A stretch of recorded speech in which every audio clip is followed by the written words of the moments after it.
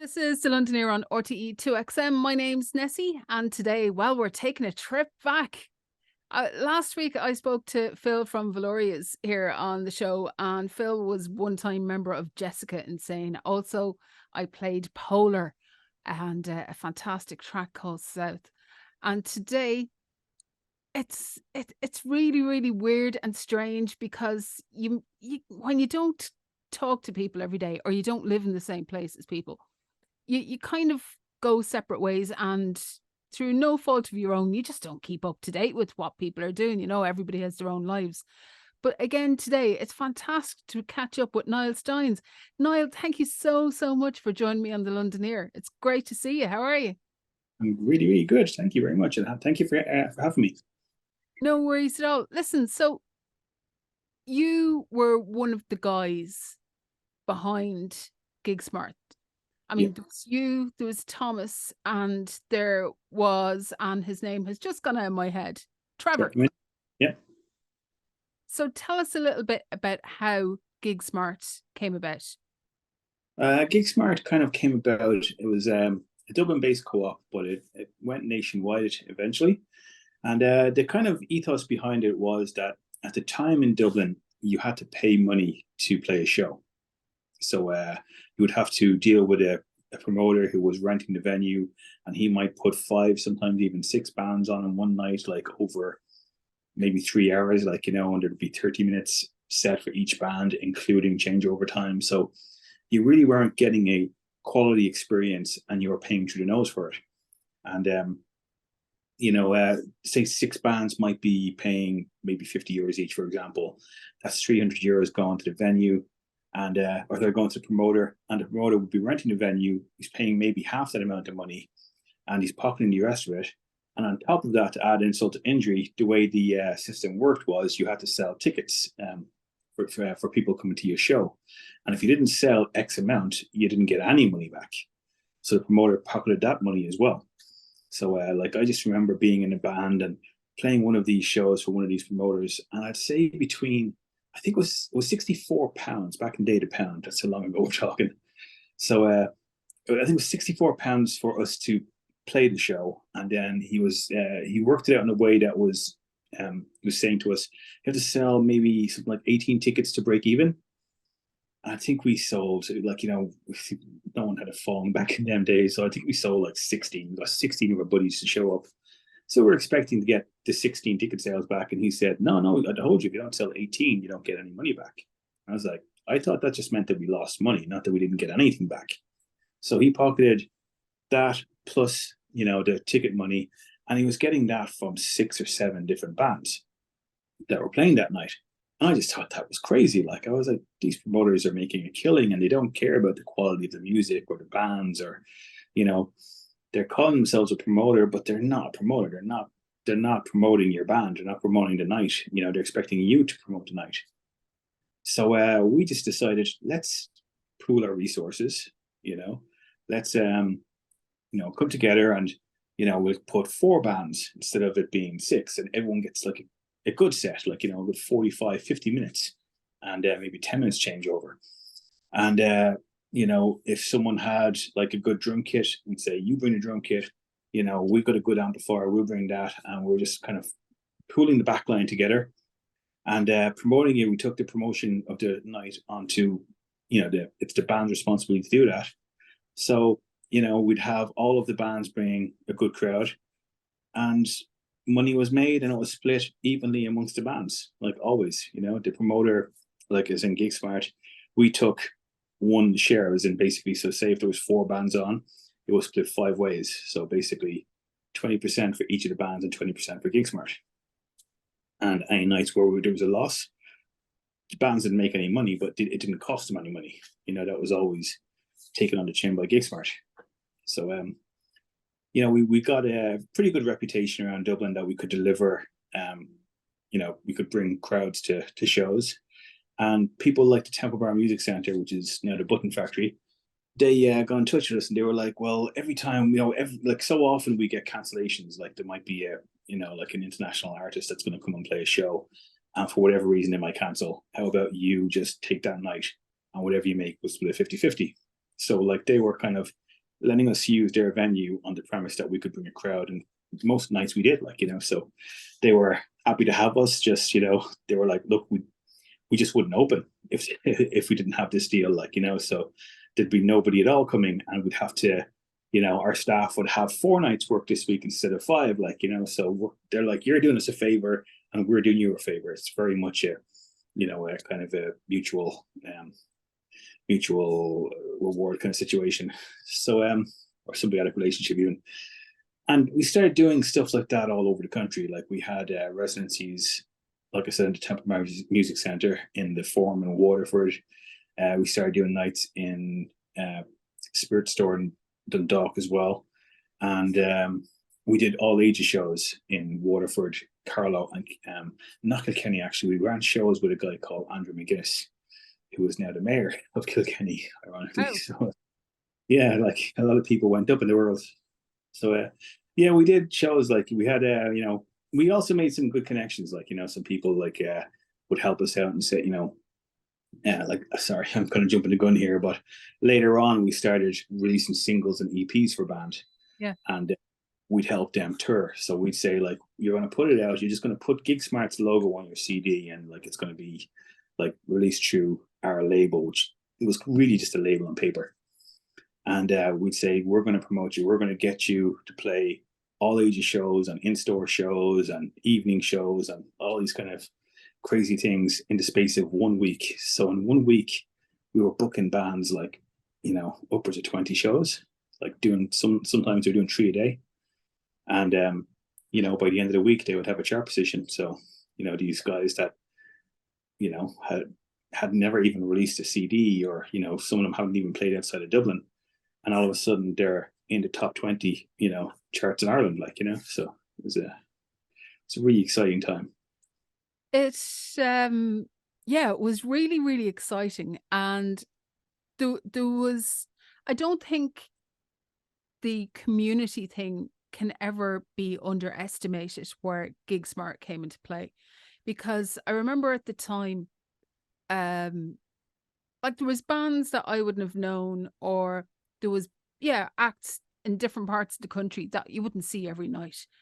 Mhm. And the camaraderie, it didn't matter where you were from, it didn't matter what your music scene was like in your hometown, or how many people came to play and see you. If you Mhm. were one of the gang and you all worked together, it was beneficial for everybody. But it had to, that whole community, the whole community thing, the essence of the co-op had Mhm. to, everyone had to kind of give their all in order for the whole thing to work. And you know what? It's lasting. It's a lasting camaraderie. Like you said at the start, like, you might fall out of touch with people, but they still remember you and they still know you. And they, like, when they see you, they're always like, "How you doing?" Like, it's been a while. Like, and like, this show came about. I was actually thinking about it beforehand, but it was really cemented at a show that was on in the same venue in the Grand Social. A band called the Seattle Grunge Experience, a tribute to Nirvana, Soundgarden, Alice in Chains, and Pearl Jam. They were doing a show last year sometime. I think it was maybe October or November. Can't remember.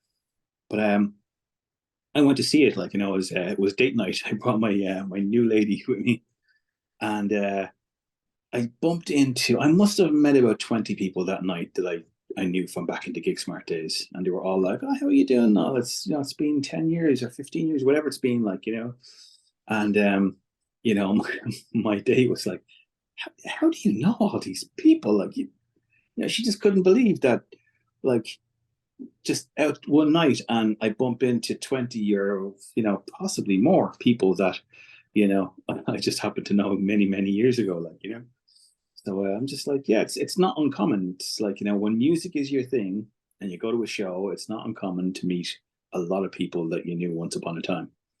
Now, And there's two reasons that I wanted to talk to you today. You've mentioned one there briefly, a show in the Grand Social. yeah. Firstly, tell us about that, and then I want to talk more about the compilation, because this is a big anniversary as well about the compilation. But tell us about the show that's coming up at the end of the month. So there's a show at the end of August in the Grand Social in Dublin, and what's happening is We have four bands that used to play with us from back in the day, and there were probably four of the more, you know, well, they're more energy driven and very popular bands back in the day. And it's the opening band is a band called Pinion, so kind of like a pop punk band. Again, they haven't played in a long time, and like a lot of these guys haven't played in over 10 years. Like, so this is going to be an interesting thing. So they're opening the night, and don't try to be early because they're just amazing. And like I said, I haven't played in a long time, and I get the feeling that a lot of these bands, it could be the last time they play. I won't say ever, but could be the last time they play for a long time. So I think if you're around, you should definitely check them out and be early. That's the first band. The second band is a band called Me in the Park, and Before you go fantastic any band. further, I adore Me in the Park. They are Always did. different day. Always did. I love them so much, and you know what? They're such nice guys as well, and they're just always up for it, like And I love that they're still playing. You know, they were the first band that I went to because I was like they played the 10-year anniversary 10 years ago, you know, and we had a show in a bar. I think it's gone now. It was the Sweeney Mongrel, there on Dame Street, and like that was 10 years ago. And like I remember that night, they were going, "Wow, it's been 10 years. Do you believe it? It's amazing. We're still playing 10 years later, and now it's 20 years." Like, so it's crazy, And like they have a really interesting history, actually. Like they toured all over America, and they went and tried to, make it big in the land of America. And they also opened for Def Leppard as well, I believe, at one point in their career. So very interesting past. But their music style is not quite. Maybe Def Leppard wasn't a good mix because like their music is more alternative. They've got a real. Trying to think what band they sound like, kind of like pop punk as well, I suppose. But yeah, very interesting Very band. melodic. Yeah, They have great melodies as well behind yeah. everything. Just Mm-hmm. I always love their music. Very catchy. Really catchy. Mm-hmm. Really catchy. Like Cheesecake. Mm-hmm. Um, it's they had an EP, was it 3 or 4 songs on it, and I still play it. I still Yeah. play it. I played one of the tracks here on the show not so long ago, but I still play their music. I love them. Mm-hmm. Yeah, great tunes. I think their single was Second Opinion. It was Second. a really funny Yeah, video. Yeah. yeah.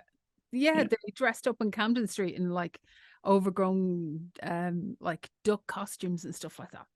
Yeah, I think it was a chicken, a dog, and was it a duck or a rabbit? I can't remember. But Something like that. Something yeah, like it that. was, Better we, memory than me. Who well, it else? was so after Me in the Park, it's a band had more names than anything else that I can think of. They were going by Popstar when the compilation came out 20 years ago, Yeah. and that they were Mark II. Then they were Negative Nero.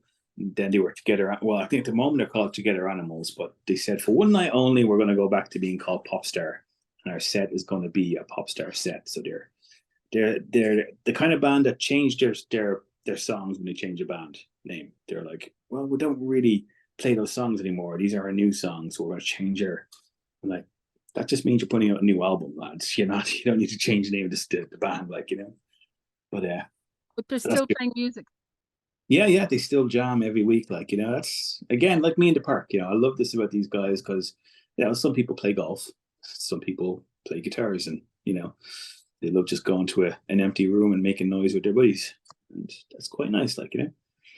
Yeah. So after them, then is me. Mike Got Spiked, sorry, and they are just phenomenal. They're just so great, And the beautiful thing about Mike Got Spiked playing this show is that they are all over the world. They live like one guy lives. There's actually two of them that live in America. So there's one guy living at one end of America in Los Angeles. There's a guy at the completely different end of America in somewhere close to Chicago, I believe. And then we have a guy living in Dublin, and actually the bass player is in Dublin as well. He's they have a new bass player. It's going to be playing with them that night. So yeah, it's just like basically I asked the guitar player who plays in Dublin, and he's actually a guitar player, or sorry, the bass player in the Seattle Grunge Experience. His name's Connell, and I asked him, "Would you like to do like a couple of old Mike and Spike songs at this show? Like you can just open the night, just go up with your acoustic guitar and some old Michael Spike tunes. And he initially said, "Yeah, I'd love that. I mean, it sounds a great night out." Like, and then he seen the date, and he's like, "You know what, Gav, the singer from Michael Spike, he's going to be in Ireland that weekend because he has an event on at work." So he said, "I'll ask Gav who wants to sing with me, and two of us can do a set." So he spoke to Gav, and then Gav said, "You know what, Dave, the drummer, is going to be in Ireland that weekend." So just by sheer luck and, like, the gods of rock shining on us, all four guys are in Dublin on that weekend when they normally would be in totally separate ends of the world.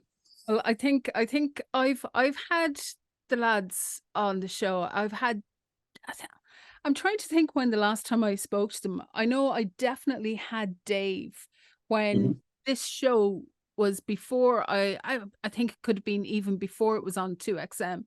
It could have been when I was still in DCU, and I know Dave came along. But at the time, I'm not sure a lot of people realized the influence that Mike Got Spiked had on other bands within Gigsmart, because they tried lots of stuff. They always seemed, how do you put it, a tad little bit more business wise. Mm-hmm. They had a certain ambition that they weren't going to stop at. And as you say, they traveled all over the States. And I mean, Gav's still in a band as well, or he was in a band in the States. He's still playing music over there. Yeah. But their influence also then encouraged bands like Morello to go and tour the States. And I mean, Darren Mulligan is just, like, if anyone is into their Christian rock music, go and look at We Are Messengers. I met him in a job that I had here in London, and Darren like sells out 60,000 seater venues now. This is crazy. But none of these people would have done anything if Mike Got Spiked hadn't taken the plunge and gone and done this. Yeah, I think Morello actually went there first. I'm not 100% sure about that, but I think they did. I think they toured America before Michael Spike, but the two of them were relatively the same time. Like, they were, and they had a kind of almost a bit of a rivalry, which is a little bit of rivalry. I think that could be a friendly rivalry. We're not going to say at daggers or anything.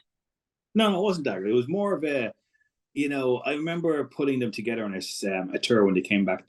Both bands came back to Ireland actually, and they were, had both been touring America, and I put them on a show in Dublin, and a show in Carlow, and a show in Waterford.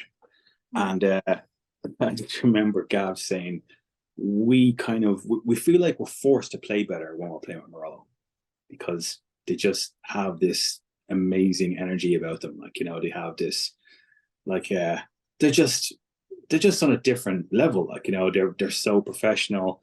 And when you give up the job and you decide, I'm going to be a professional musician, and that's what both Michael Spike and Morello did, you just, there's no more kind of you've nothing ego to fall back on. You have to do it. Exactly. It's your job now, Yeah. And you're like, I have to be as good as I can be. And my your gear has to be the best it can be. Like, it's like you wouldn't see a professional, like, plumber going out with Black & Decker tools. Like, he's like, no, I want the best tools, and my stuff has to be top of range. Like, and that's what it's like when you're a musician. Like, when you're going, this is my job, you're not showing up to shows anymore with, second-rate gear, like, and you're not showing up with a second-rate attitude either, So actually, if you're kind of getting into music as a musician, and as you're starting a band, I always say, you know what? Look at wedding bands. Look how they behave. Never mind the music. Just watch them. You'll see all of them carrying an equipment. There's none of this, well, I'm the bass player, I'll carry my bass amp, and that's it. The drummer is carrying in the mic stuff, and the guitarist is helping the bass player, and it's like we're professionals. This is a job. We have to set up our equipment. It's not, I'm going to set up my equipment and you set up your equipment. It's like we have to set up all the equipment and have to take it away with us. And a lot of that gets lost when you're starting off in bands. Yeah. Now we have to talk about this compilation as Sure. well, because Mhm. the original compilation, there was two compilations, but Yeah. Gigsmart put out the first compilation in 2003, I think it was. Yeah, and it was really just to try and create a buzz around bands. The second compilation was to try and get radio play. Actually, we did three, sorry, compilations. So it was kind of, the first one was like just in a kind of a plastic sleeve, and I think we only did maybe 100 of them or something. Like, they were very much just a kind of a to give to bands to say, this is who we are. We're Gigsmart. We're here to look out for bands. We're not here to make money off of bands. We're not here to line our pockets, and we did. It created a bit of interest among bands who want to become, get involved and become interested. And then the second one was, I think that's the one that your good self, got involved with, the best of Irish Unsigned. Yeah. That's the one that kind of got us noticed, So we put that out, and we toured the hell out of it. We put bands up and down the country, and we were trying to get distribution for it through a professional distributor. I'm not sure if they're even still in business over here, but I think they were called OMG or something at that time. And Oh, they I just think they're gone. I think they're gone a long time now. say so, yeah. I imagine they are. But they were just like, yeah, we're not interested. So we're like, oh, okay, no worries, fair enough. So we were just calling up independent record shops as everywhere we could, and we're asking them, "Do you have a chart track machine which Okay. charts sales?" And a lot of them were saying, "Yeah, yes, we do," but a lot of them were saying, "No, we don't." So we're helping them to get a chart track machine. It's free, like, it's just you just call them up and send something out to you. So we did that, and then we got the CDs printed by your good self, and then we delivered them everywhere. So we had loads in Dublin. We were sending, like, we were just doing all this ourselves. There's no getting UPS or anything involved. We didn't have the money for that, So it was literally, whoever has a car, here's a box of 100 CDs. I need you to drop 20 out to a store in Dundalk, and 20 out to Sligo, and 20 out to Galway, and and just, I think 6 of us set out, and like on the same day, in different directions across the country, all going from Dublin, and we distributed them all over Ireland, and did the tour, played in every town that we delivered CDs to, and then we woke up on Thursday morning, our album was number 6 in the charts. We're like, sweet. And all of a sudden, OMG were like, can we get some of your CDs? We're like, sorry, we've none left. That's when you consider how everything has changed in 20 years, it's crazy. Yeah. Like, all you need now is a electronic till, Mm-hmm. and a bar scanner, a barcode scanner. Yeah. That's it. And even at that stage, I think people were still getting used to the idea that you could do promotion online. There was things like, you had a forum, Gigsmart had a forum, and then there was things like Thumped and boards and stuff like that, where people would chat about stuff. Yeah. But social media, there was maybe MySpace. Was it even there at the time? I don't think it even was at that stage. I don't think, Might have been I just, think yeah, maybe years later. but like, it was all word of mouth and forums and people text. Yeah, that's That all was it was. it. Yep, you are correct. And there was a bit of almost turf as well that went along with it. This is a Gigsmart show, and this is a Tumped show, and this is a board show or something, So it was an interesting time. So what is next then? I mean, you say these things happen like once every 10 years by the sounds of it now. Mm-hmm. Um, does Gigsmart have a home on the internet, or where There, does Gigsmart exist in the musical realm now? there is a Facebook page. It doesn't get a lot of traffic, but there is one there, and mostly it's just everyone kind of just like reconnecting. A lot of people are still in touch with each other, and there's some magical things that happened that I still feel very humbled by. People met at Gigsmart shows, and now 20 years later they have kids together. They fell in love, they got married, and now they have kids. I don't know if you remember Aspro, Mark Yeah, Curry. yeah. He's married to my cousin. Now they have kids together, And she went to see our band, she was coming in to support us, and then the two of them got together, and now they've got a lovely family.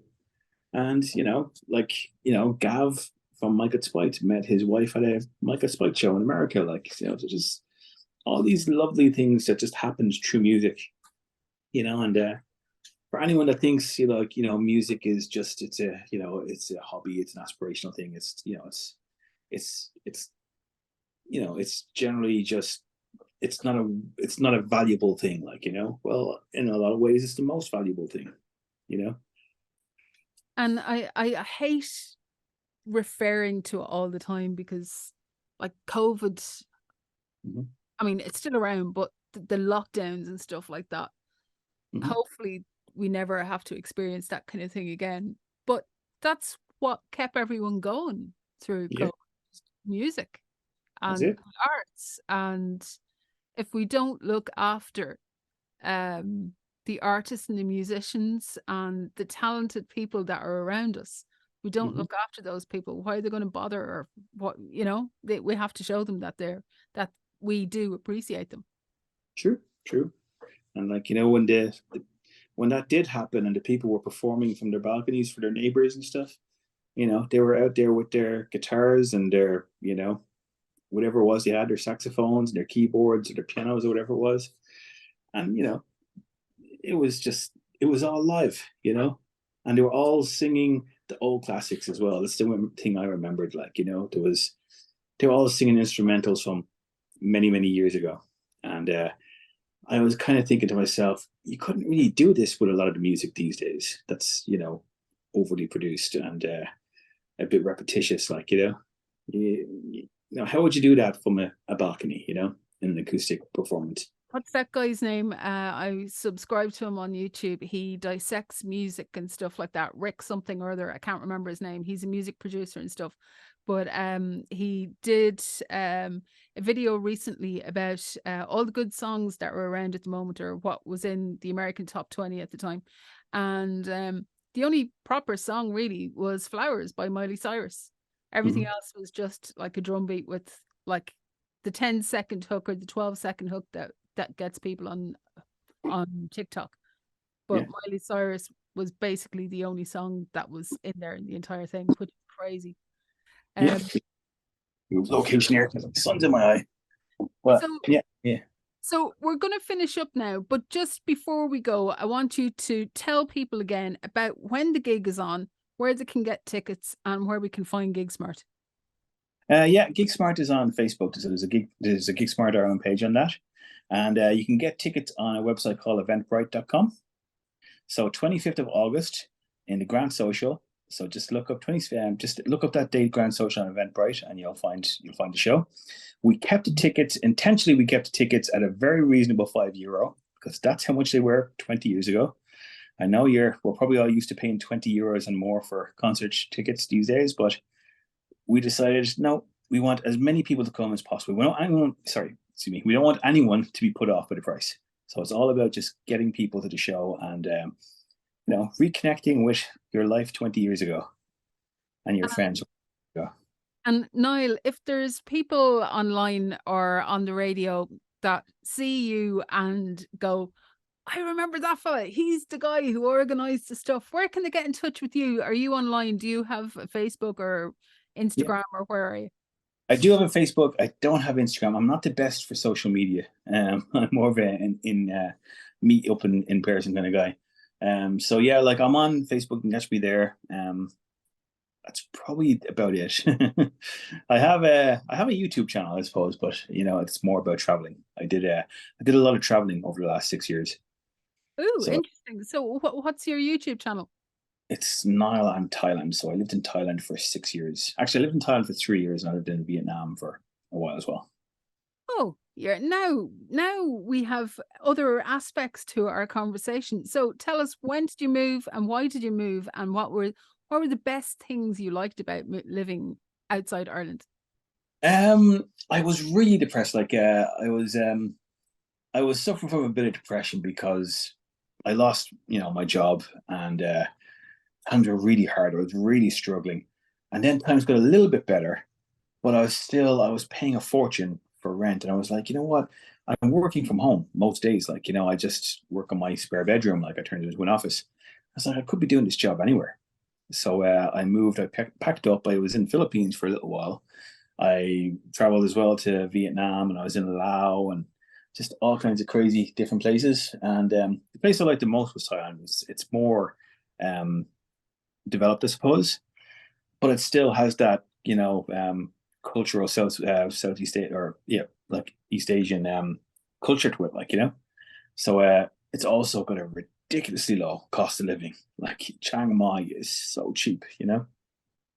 So I was living in Chiang Mai for a while. I lived in Bangkok for a while, and I just loved it. I loved the low cost of living. And then I moved home in June of last year. Yes, June of last year. And my plan was to just basically sell my house and move back to Southeast Asia. But I got a job, and all of a sudden, life is good again. So like Ireland is a wonderful place if you can afford to live in Ireland. But if you can't, it's a very depressing place. So at the moment, things are going really, really well. Well, I'm delighted to hear that. You're looking great, and I'm delighted to catch up with you after all this time. And it's great now that we have each other's numbers. We can WhatsApp or whatever. Sure. And I'm really looking forward to checking out your YouTube channel. Okay. And I'm really, really hope I'm not going to get home to the gig, which is something that I'm really annoyed about. I have spent, I'd say, about half the first year or half the first half of this year in Ireland, and it kills me now that I'm not going to be able to get home for the gig. But I hope it goes fantastically, and I know that the guys are going to put on a fantastic show. I know they're all going to put on a fantastic show, because even you talking about what Gigsmart was and what Gigsmart did, the community and just the enthusiasm I think that everybody had for it at the time was just fantastic. And it's great to know that that is still there and that is still as vibrant as ever. So Niall Stynes, thank you so much for joining me on the show today, and thanks for joining me here on YouTube too. No worries. Enjoyed all of it. Thank you very much. See you later. See you in a bit. Cheers.